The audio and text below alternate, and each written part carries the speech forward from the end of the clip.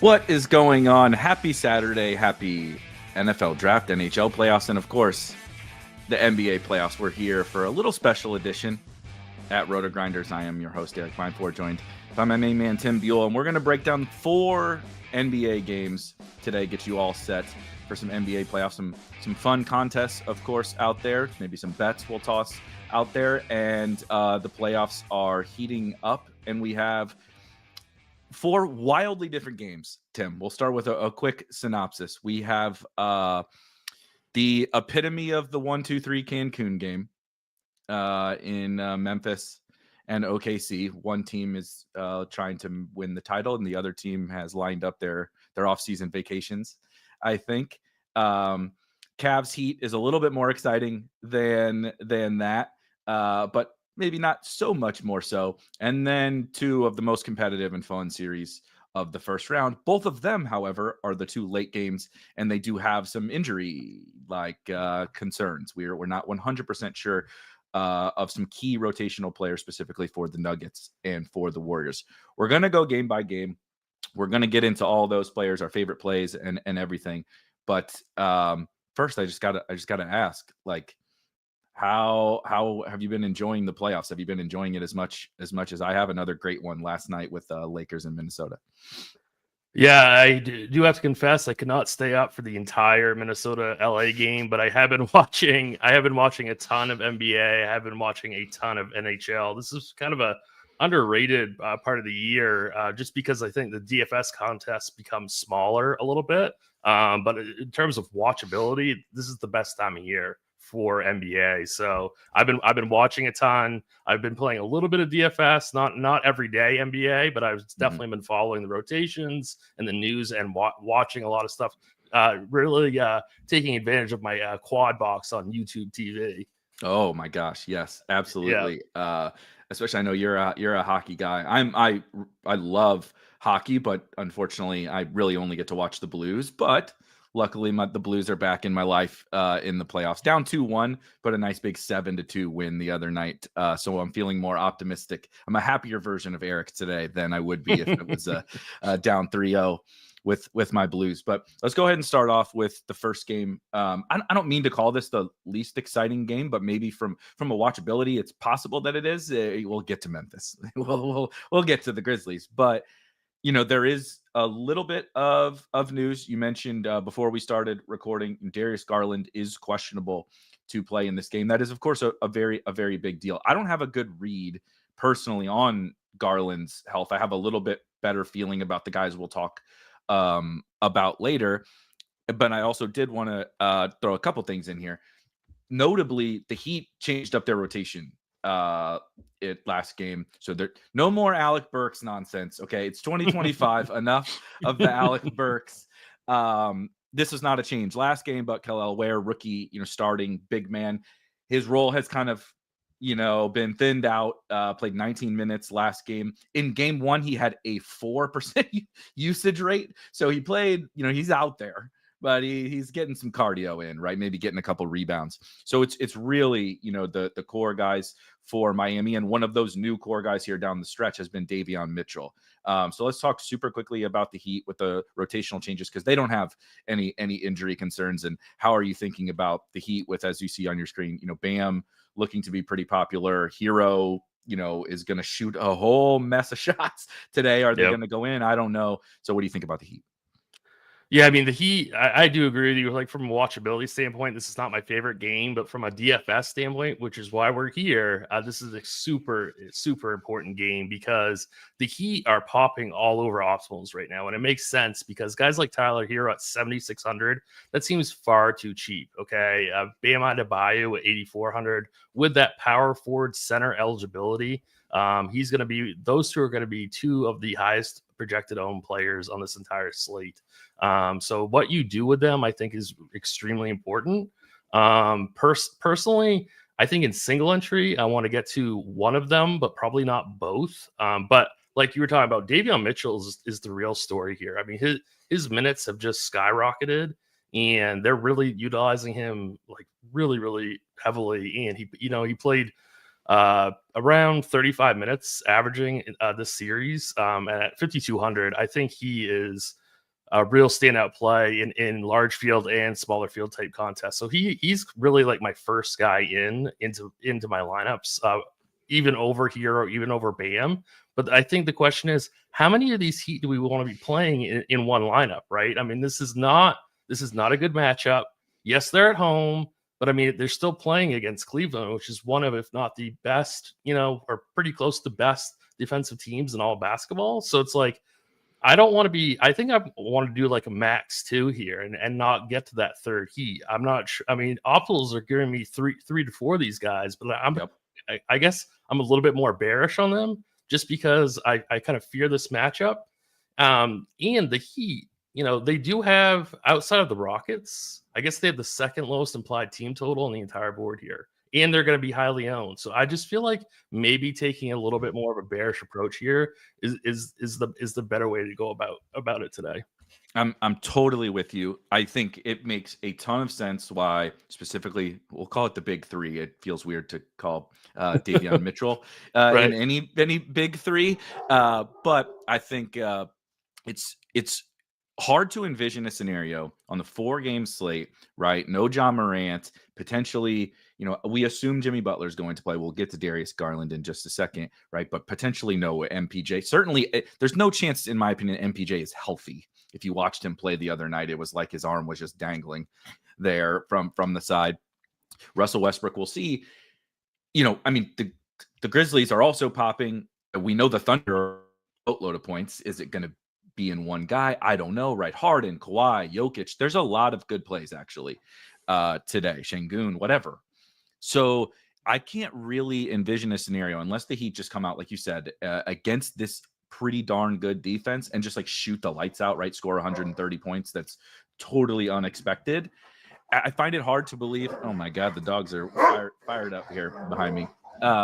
Hey, zip it. That right, Hero is going to score 50 fantasy points, and Bam is going to score 50, and Davion is going to score 35 or whatever. And so I don't really see a path to that. I find it hard that they would all fail. Like, I don't know that I can play 0 Heat, but I just don't really see a scenario in which like they're completely optimal. I love Bam, but you're generally getting right, like the ceiling is in the 50 range. And that's like, if Tyler Hero's going to take 25 shots. So if Hero is not making shots, he's not going to be optimal at 7,600 because he's not going to stuff the stat sheet like Bam is. Quite frankly, Davion Mitchell has been shooting like 75% from the field, and I'm not sure that that's going to sustain. But the price is so good, like he doesn't need to shoot 75%. Hero needs to make shots. So between Hero and Bam, that's where I see the like min 1 Hero Bam. And like Davion's the guy you can just always bring along for the ride, because I just don't, in this matchup, like you said, even playing 42 minutes, it's hard for me to envision a scenario in which Bam and Hero both like not only just like have good games, but have like monster games that outscore everybody else on this slate. Yeah, and I do just want to touch on FanDuel really quick if I could, because the Heat's prices on FanDuel I think are even more affordable, especially Bam. And Bam's going to be around, I think, 50% owned in large field contests, and he's 8,500, and he still has that center power forward eligibility. Like, if you're playing cash on this slate, like he's definitely one of your first clicks. But again, I think in large field GPPs, if you wanted to take an underweight stance there, I don't think that's a horrible play, just because like in single entry stuff, he's going to be, I'd say, like 65, 70% on at least on FanDuel because he's so cheap. Again, if you're making a portfolio of teams, I'm not saying fade Miami. I'm just saying take, like Eric said, maybe just like an underweight approach, I think is my philosophy here. I'm with you. Let's talk about the Cavs. Of course, this is a little bit difficult to discuss because we don't officially know at this time, right? The game's not for almost 2 hours. So we don't know Darius Garland. Of course, if that news drops, we'll double back. But we should just quickly discuss, Darius Garland in, Darius Garland out. What are you thinking about the Cavs in those two scenarios? So if Garland happens to be out, I would assume it's probably going to be either DeAndre Hunter, maybe Sam Merrill enters the starting lineup, and then a bigger usage role for Ty Jerome off the bench is what I would assume also. So if Garland's out, I think Ty Jerome would end up being a borderline must play at 4,300 on DK. And then also this would really help out Mobley, who's been struggling this series. So Mobley would enter the conversation, and then obviously Donovan Mitchell would become a really, really standout play. And Donovan Mitchell does have that shooting guard eligibility as well as point guard, so it adds another spot for him to play on your DFS team. So obviously, but I think in terms of point per dollar, Ty Jerome would really stand out to me as a must play if Garland were to sit. If Garland plays, I mean, he's only projecting for 9% right now at 7K. I really like him for large field GPPs. Like, I think a contrarian way to build some of that heat stack stuff is to go like Mitchell and Bam fade Hero and play Garland or something like that. That gets you off of a ton of projected ownership potentially. I love that. I don't really have no notes. I agree with you. Where would you put Mitchell amongst kind of the spend ups if Garland were to not play? Does he kind of pass the Heat and get into the upper echelon, or what do you think about that? Yeah, I think it's pretty close. It really depends on what I see in terms of our projection guys with ownership. If he stays under that, Bam projected ownership of around 30%. Again, SGA is projecting for 24 at 9.9. See, we haven't talked about the next team yet, but so it's kind of tough. And then you have James Harden at 8.9, again, right around that Mitchell price. Yeah, I mean, I think Ty Jerome's still my priority. I think I'd like Evan Mobley more, but I mean, Mitchell would still be a really, really strong play. But I guess what I'd say is I would still like Harden more. And I'd probably still like SGA more, which might be kind of a hot take. I'm not sure. Well, we'll go ahead on and get to that one because I like that take. SGA notably not making shots, and it certainly does not matter for the Thunder winning these games. Shout out to the Grizzlies really quick. So first, I did just want to say flag plant Ty Jerome if Darius Garland doesn't play. Like if you've watched at all, I mean, he's just been incredible. Like the growth of Ty Jerome as a player is unbelievable. I mean, he's shooting 44% from the 3-point line on real volume. Like this isn't like stand in the corner and shoot wide open threes. He's the lead facility. Like he's got the ball in his hands and creating shots off the bench. He's awesome. You saw it in game 1, 28 real life points.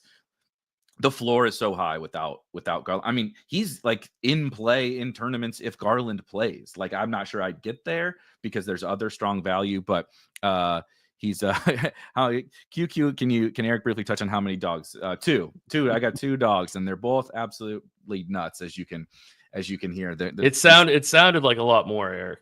They're 2 75-pound husky shepherd mixes, and this is energy time of the day.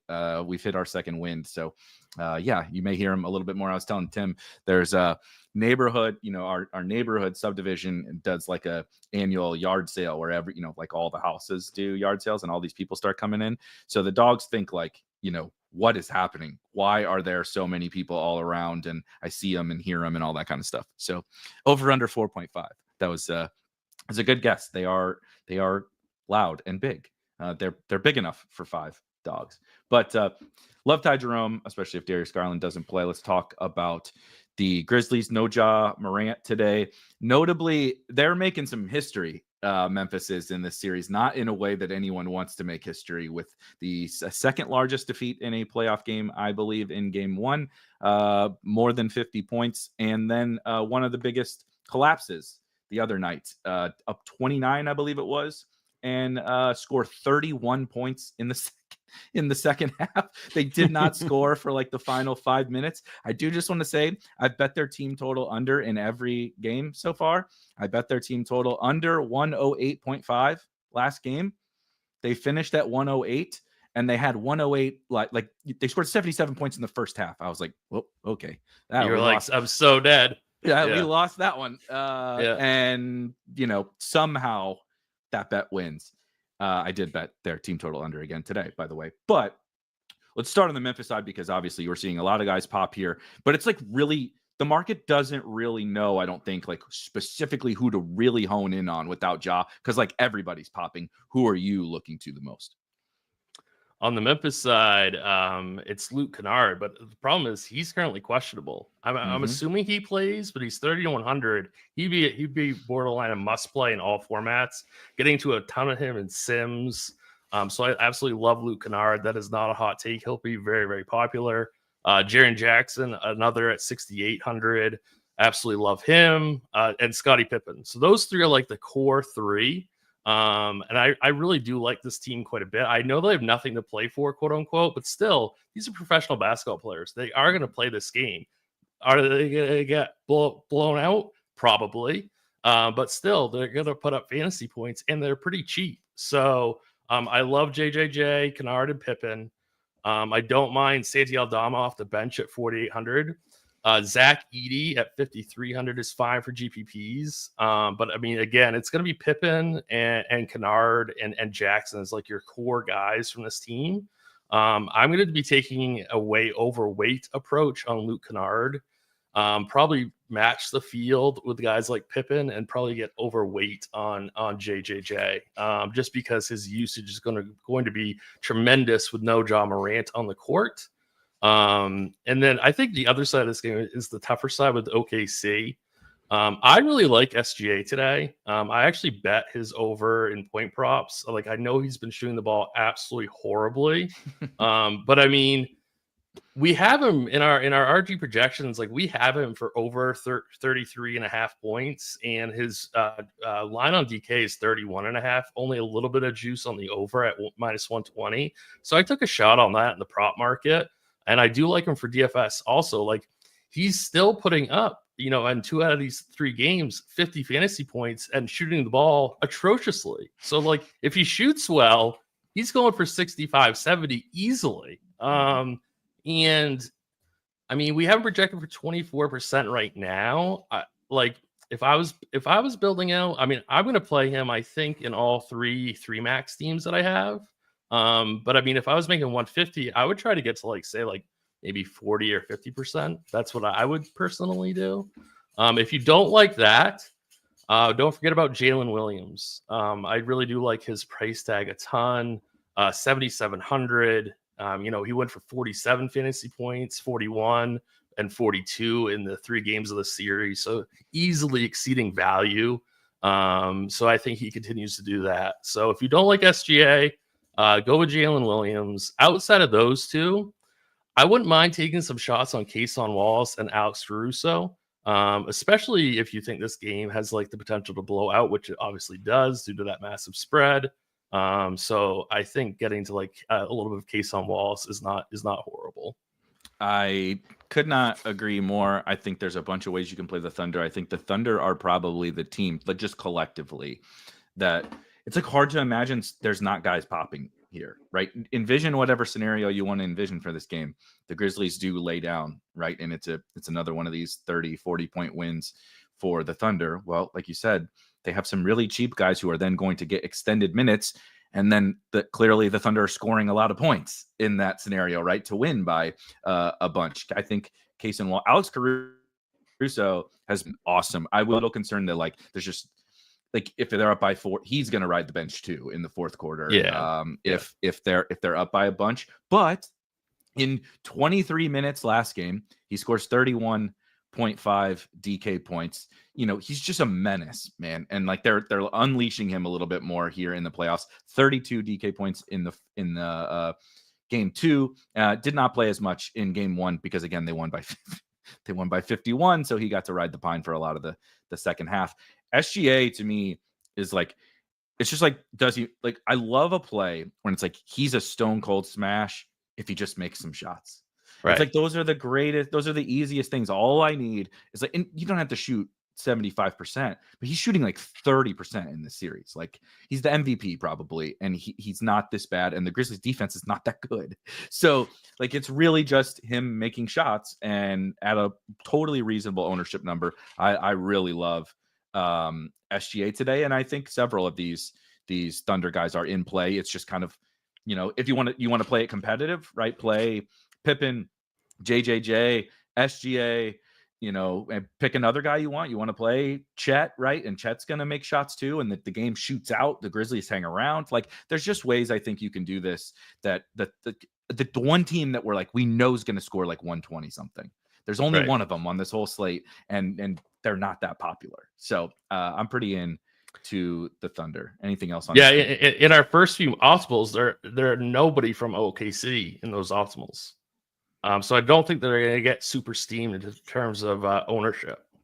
I also want to shout out, like, if you really want to get crazy off the wall, in that blowout scenario, like Isaiah Joe's been playing a bunch regardless. Kind of shockingly, actually, Aaron Wiggins has not been playing like the last couple of games. Joe's kind of leaped Wiggins at least in minutes. That can change. And I think they would both probably be in at the end, again, if it's like a blowout. But Isaiah Joe can just get like insanely white hot from the 3-point line.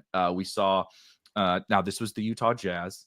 And you want to talk about 1-2-3 Cancun. My Lord, the Jazz have been in best play. I think Lauri Markkanen's been in Cancun since like December. But Isaiah Joe got to start in that game because they were resting everybody. He scored 60 fantasy points in that game, 32 real life points. Like, you could just come in and he could legit like make 5 threes in the fourth quarter, like, alone. So I just wanted to shout him out as like a, super low owned tournament dart in that blowout scenario. And he's not going to score 0, like, because he's probably going to play 15 or so minutes regardless in this game. Let's move on to Nuggets and Clippers. In my opinion, the game of the day. I love the Rockets Warriors series, but that's more like watching a rugby match than a basketball game. This one's a little bit more fun, though I am quite concerned for the Nuggets. Let's start with them because they have the injury news. Michael Porter Jr. and Russell Westbrook hurt. Westbrook got hurt last game and did not come back. Only played 9 minutes. MPJ got banged up in game 2, played 35 minutes in game 3, but was a shell of himself. He even was quoted in game 2 when he came out towards the end. He like fell on his shoulder. He said, I sprained my shoulder or something like that. Like, they caught him on camera. I'll start with, I'm not playing MPJ today. I don't think there's any reason to do that, even if he plays. But what are we doing with these guys? Russ in, Russ out, MPJ in, MPJ out. How are we treating the Nuggets? Yeah, I mean, if MPJ is out and Russell's out, then obviously the guys like Christian Brown, Peyton Watson would end up being really strong values. Jamal Murray would be much better play. Aaron Gordon, obviously, as well. But still, I expect that they both play, but I'm not playing MPJ at all. So I guess really, I think the Clippers blow the Nuggets out here. That being said, I don't mind getting to some Christian Brown in tournaments. I don't mind getting to some Aaron Gordon. I'm actually going to fade Jokic today. Wow. He's just, yeah. I mean, I know raw points wise, he could easily beat everybody today. I just really like to get to SGA, James Harden, some of these other guys here. So I don't really love Jokic today. I think the Clippers hand it to them pretty easily here. And if he goes for 65 again, that's not enough. So, I mean, I don't see him exceeding that. So I'm actually going to be fading him. I like it. I like taking some fun angles like that. The Clippers defense is just gnarly, man. Like, they may not be the They may not be the Thunder. They may not be quite as footballish as the Rockets are. Like, it doesn't look as mean as the Rockets look when they're playing defense. But Zubac has to be like the most underrated player in the NBA, maybe. He's just incredible. He legit might make third team All NBA. Like, it's legit possible. And I don't think most people would think of him as that, but a big reason why that is, he's really good on offense, right? Him and Harden they're just like a Batman and Robin, man. It's crazy how well they work together, especially in the pick and roll. But defensively, to your Jokic point, Zoo might actually be the best Jokic defender on planet Earth. That's what I think. I know that seems like hot takey, but he's so athletic that he can he can move with Jokic, and he's like just as big as Jokic. And so that's the hard part, right? Is like the Goberts of the world, they're long and they can keep Jokic in front of him, but Gobert's too little. He's too skinny. He just Yeah. puts Gobert in the basket. That's why they used to like put Cat on him, right? Well, Cat would Yeah. foul too much, and it's like that. Nobody really has the right kind of matchup. Zoo has this like they also like know each other. They've known each other a long time. He's got a little bit of experience guarding him and all that kind of stuff. It's just like Jokic is going to do his thing, right? Like, but you look, 20 real life points, 23, 26, 29 in this series. 29 was in 46 minutes in the overtime game. So like that, like you said, okay, 67 points in overtime, fantasy points, 67 fantasy points in overtime, 63 fantasy points in 43 minutes, and then 65 fantasy points in a blowout loss last game. Like if you remove MPJ, or at least a healthy MPJ, you remove Russ, like the assist expectation kind of comes down a little bit because it's just like him and Murray now. The blowout risk goes up. It is really tricky. I think I'm not trying to also say like, oh, you have to fade Jokic, but I think it's an intriguing way to play this slate. Like you might get 2 extra spend ups that you can get Bam, JJJ, or Bane, or Donovan Mitchell, or whatever, and those guys go get 50 something, and like you said, Jokic only gets 65. My math, right? You played the 3K guy that scored 18 and Jokic, and I beat you because I got 2 guys that scored 60. Right. That's what I'm going with today. Yeah. What about the Clips? You like Harden? I like Harden. I love Kawhi. I don't really like Zubac from a DFS standpoint today, but I love Leonard. I love Harden. I'm going to get to at least one of them in every lineup that I'm playing, and then that's it from the Clippers. Nobody else. No Powell. No Dunn. No Bogdanovich. No Jones. No, no Ben Simmons. No. Backup center, Ben Simmons on a team that's gonna maybe win a playoff series. What a world! I thought you were being serious there for a second. No. Hey, he's taken 3 shots. I thought I missed something actually. He's taken 4 shots in this series. Okay, 1 for 4 from the field. Ben Simmons. I can't believe it is funny, the Ben Simmons thing, because I think it was game 2. He did like caught the ball. He's just setting screens and stuff for like 10 minutes a game, and caught the ball, like pivoted, drove in for a dunk.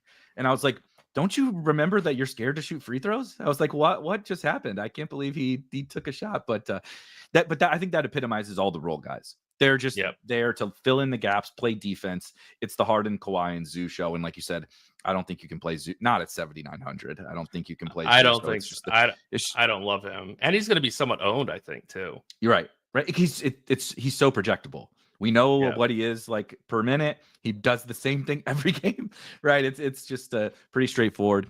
I don't know how to pronounce your name. I apologize, but says Powell grades out well. Norm just doesn't do literally anything besides score. And he shot the ball better last game, but you even when he shoots 7 for 12 in that last game, like we still don't get to 30 fantasy points. And that might be okay on a normal slate. But when we have the Heat, we have Davion Mitchell, we have Scottie Pippen, we have maybe Luke Kennard, we have maybe Ty Jerome, we have like these other guys. I just think you need a little bit more, even at 5,600. Yeah, I mean Powell. I'm gonna double check Sims here. He's not simming that well either. So like I don't like Powell that much at all here.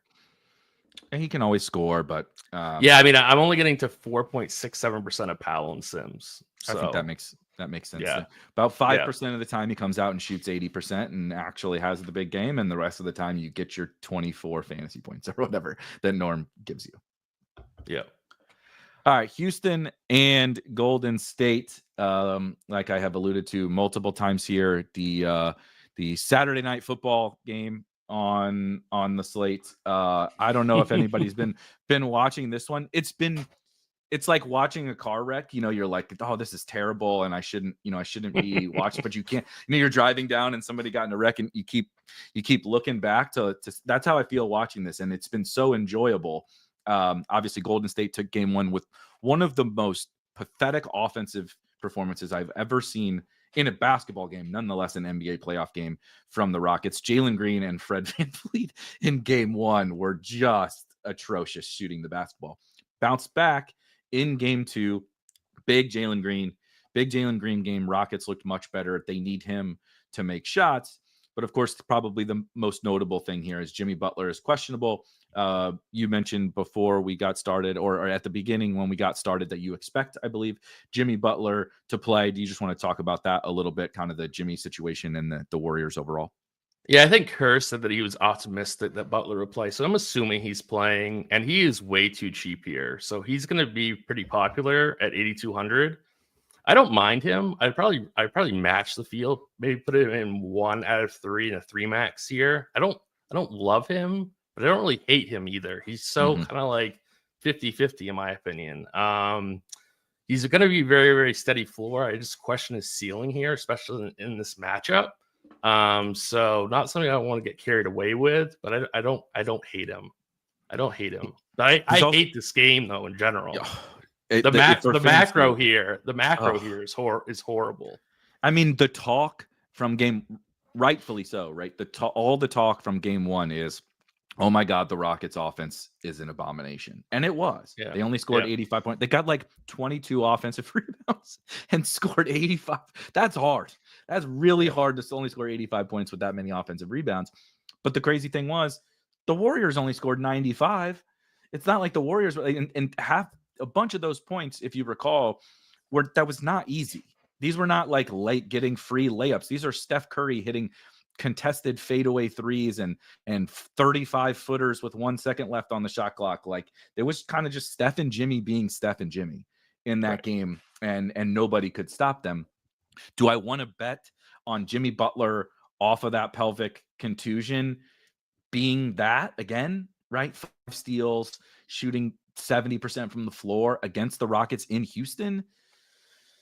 I don't know that I do. So I think I side, with the Bams and with the, Donovan Mitchells and with the Hardens and the Kawhis, I think, just because like you said, this game is rough. This matchup is rough. And then you also have some health for Jimmy and I love Steph, but I can't. Steph is so close to SGA.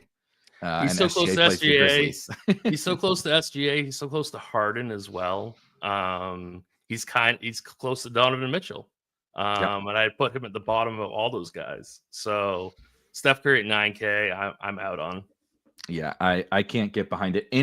So let's say Jimmy doesn't play. They've dusted off some funny bench guys, okay, in this series. Notably, Pat Spencer getting into the game somehow and almost getting in a fight with Tariq. And Kuminga came in. He stinks. I'm not even sure if he'll play, even if Jimmy doesn't play, because he was terrible. But Moody, Podziemski, anything like that? Maybe Podziemski, maybe, but even then, I'm not crazy about it. If Butler sits here, Kerr is just too kind of creative off the bench, in my opinion. So really, none of these bench guys I'm that interested in. Yeah, I mean, Guy Santos is going to play. It's whoever is working, right? He's going to try Guy Santos. He's going to try Post, of course. He's going to try Buddy, right? And it's just like, who comes in and does something is going to get the extended run. I'm semi-joking about Pat Spencer, but he played 12 minutes last game and scored 11 points.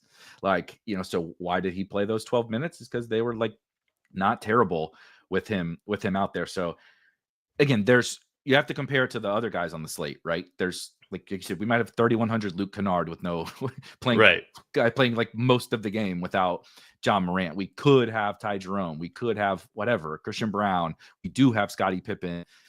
There's just so many other good values. I don't know that I see the upside. I will say Podziemski is, good, but he was sick last game. So I don't think it matters. He should be fine, but he only played 14 minutes, went 0 for 5. Went with the old Tony Snell, or the Kyle Kuzma, whichever. I was going to say it's the Kyle Kuzma now.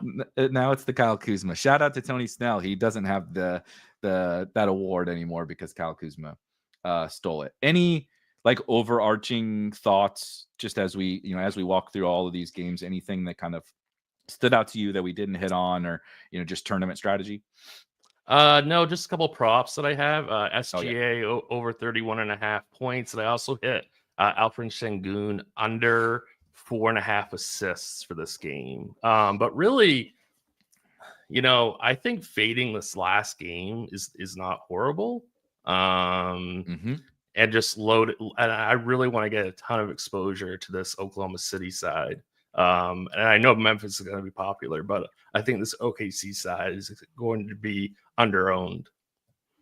I'm totally with you. That's my favorite game. And then, as we talked about at the beginning, like the Heat project so well.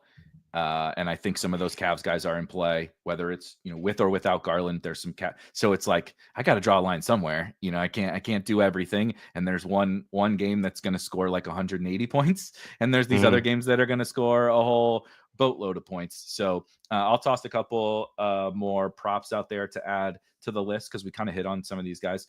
As I mentioned, Grizzlies team total under. I'm just going to continue. Right, I mean, we're 3-0, baby. I'm also 0-3 on Nickeil Alexander-Walker. What the hell, is going on here? 6 points? We can't score 6 points? Like, come on. What's going on? I'm 0-3. So when I put it up on Scores and Odds again next game, the people are going to be like, Jesus Christ, again with Nickeil Alexander-Walker. He just projects over that number every game for me, and we can't get home. But actually, like, regardless of Darius Garland, I bet Ty Jerome over 1.5 3-pointers. I bet that also, but I wanted you to say it because it's your pick. That's my boy, Ty Jerome. Yeah. But it's like, I think it's a perfectly good value bet at full strength. Cavs are at full strength. You have a small outs to Darius Garland sitting out, and then this number is going to jump by 2 3-pointers. Like, he's going to go from 1.5 to 3.5 if Darius Garland sits out. So I love those, right? Give me multiple paths. Give me a path to some real CLV. I prefer the threes to the points. The points jumped, but it was like 8.5 points in game 1. And then it was like 13.5 after he exploded. So we're not quite to a good spot there. Khalil Ware under 14.5 points, rebounds, and assists. We talked about that kind of at the jump, that he's just like, he's out there. He's not quite Kyle Kuzma, but he ain't doing much. A 4% usage rate and then a 14% usage rate in 19 or 20 minutes doesn't get him home there. They dusted off Nikola Jovic in this series, and he's stealing a bunch of Ware minutes. And then I like the SGA one, and what was the last one? I'm back on the Kawhi train. Just over points on Kawhi. We didn't touch on him like a ton. This is like peak Kawhi. Like, it's hard to even describe how good he's playing right now. And so I'm not sure just how much that's been priced into the market, really. That he's playing like a top 3 player in the NBA. Like, it's like he's right there with, I mean, he's been the best player in the series, and he's playing against Nikola Jokic. So, like, that's kind of enough said. So I'm in on Kawhi. Yeah, I mean, I'm getting to min 1 of Kawhi and Harden. So I absolutely love those two. You could play them both easily. I totally agree. If there's any QQs, as producer Steve put in the chat, please feel free to pop those in. Otherwise, we will get you guys out of here. I know there is baseball content here on the channel. Stay tuned for that early lock for the main slate on a Saturday. So the guys will be coming with that, and of course, join the RG Discord, as you see at the bottom of your screen here. You can interact with everybody and get questions in.